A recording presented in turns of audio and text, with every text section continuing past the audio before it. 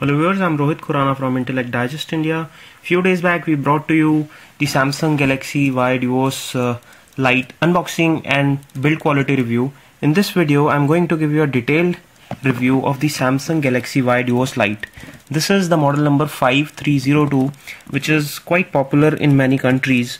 So today we are going to show you the detailed review of all the practical aspects that you might want to consider before buying a phone. So starting with the size of the phone, the one you see here is just 19 millimeters thick, has a 2.8 inch display, is quite easy to hold in hand, you can see here. And talking of the quality and build, you can see there is a chrome bezel all around. The quality of material is quite decent. If you see the back, it is made up of plastic, but the quality is good and it is scratch resistant. Kind of glossy. Also takes on your fingerprints, but not too magnet for the fingerprints.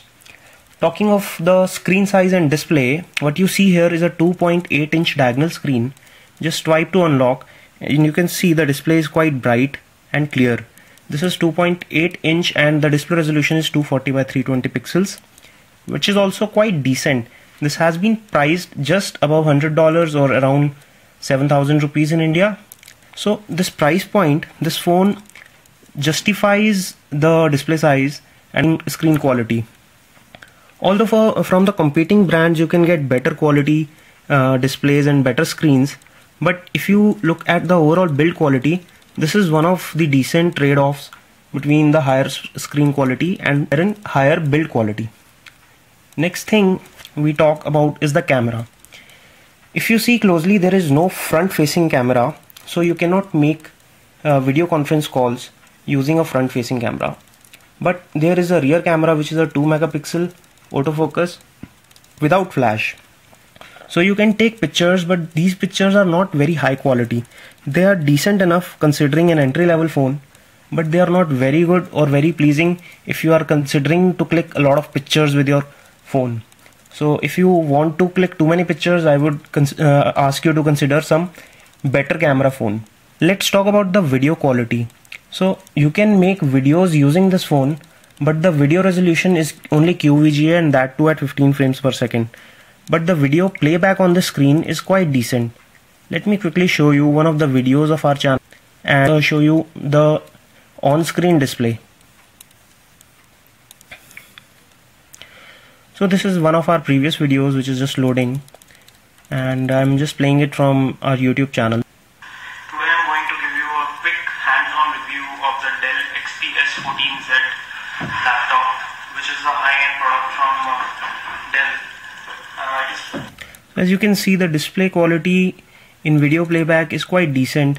If you record a video with this, it may not be a high quality, but you can watch YouTube videos and other videos which are already there on the device, or you can transfer some videos for watching on this device. So the video consumption, from video consumption point of view, this device does a decent job. Talking of the call and signal quality, we have not faced any problem. This is a dual SIM capable phone, although we are using SIM 1 right now, but it does not give you any troubles when regarding the call or signal quality. I have used it on tethering while I was traveling for long distance. It worked like a charm. On tethering it gave me a very decent battery life. Considering the sound and the earphone quality, let me just show you the earphones again. This is the earphones which come with it. These are in the earphone, quite good build quality, 3.5mm standard jack, so you can put any other earphones, replacement phones. One downside is that the mic piece has only one button which can be used to play or pause the tracks, pick up the call or end the call, but you cannot control the volume or you cannot change tracks from here. So that is one small limitation. The sound quality is very decent in the MP3 tracks played through the video player, but when you play the radio, you may not find the sound quality very appealing. I find it to be not so loud as I would expect from the radio, but on the MP3 tracks, the playback quality was quite decent. Talking of the touch screen and the buttons, there is one physical button down here, two touch buttons. This is the menu button and back button. The quality seems okay. The button feel is quite tactile. The touchscreen is also quite responsive. I must say that touch experience is very good, although there is a very slight software lag. If you see, this may be the animation thing, but it takes few milliseconds after you press the button for the screen to change. So it may be because of the performance, but otherwise if you see, composing a new message, it's not a big deal. You can quickly type and it takes the input quite accurately. Now let's talk about the battery life. This small wonder is powered by a 1200 mAh lithium-ion battery, which does a very decent job. It gives you a talk time of up to 15 hours on 2G networks and 6 hours on 3G networks. I have not charged it very often. I've been using it for on and off for a week, and I charged it once at the starting of the week and been using it, shutting it down, again booting it, using it. So not a problem. Still around 30% of the battery is left, and I find it pretty decent. It has been used in tethering for around 2 hours. Still doing a decent job, doing minimum calling, net browsing on 3G as well as Wi-Fi. So I find the battery claims to be quite realistic. There is a very long standby time, claimed to be around 400 hours on 2G and 3G on standby, which is very decent for the price point. Let's move on and talk about some other aspects. So let's talk about the performance and specifications. This phone is powered by an ARM11 processor, which runs at a clock speed of 832 MHz, which is okay. I would not say very blazing, but for a price point, when you are talking about an entry-level phone, this is okay. It has around 289 megabytes of RAM. Let me just quickly show you the task manager. Here we go to the RAM section, and you see there is 289 MB of RAM, out of which 230 is consumed. I can clear the memory by killing the tasks which are running, and it's still using 169 MB of RAM. So what this clearly means is that you cannot play high-end graphic games on this, but you can do all the pretty basic functionalities like checking your mails. Apart from this, you can watch YouTube videos, you can do chatting, you can check your Facebook, and all the basic things that you would do with your Android phone, you can do it all with the RAM and processor configuration that it has on offer.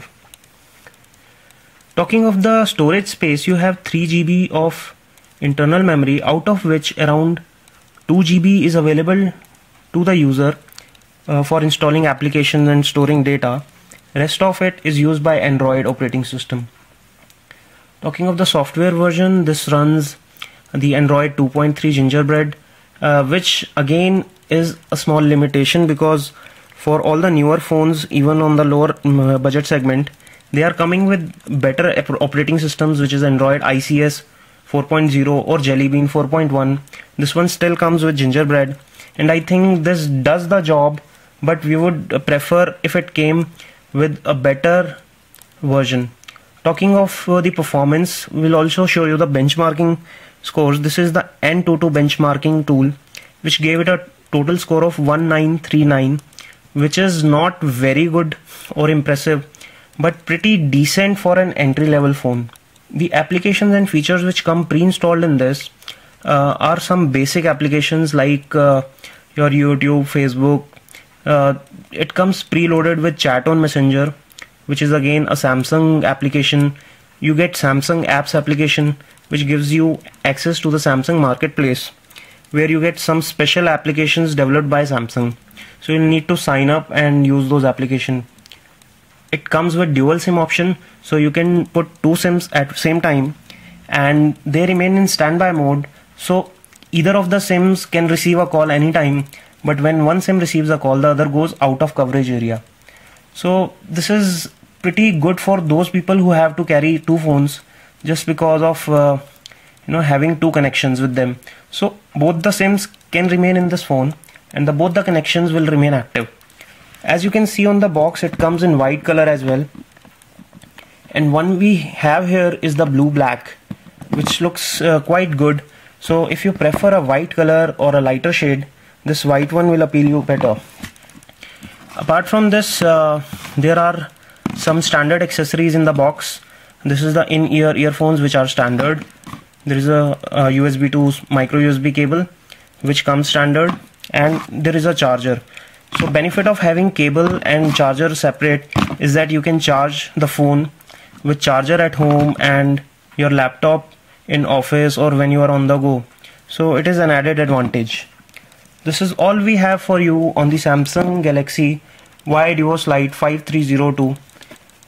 For more such videos, do subscribe to our official YouTube channel, youtube.com/intellectdigest. This is Rohit Khurana signing off. Thanks for watching.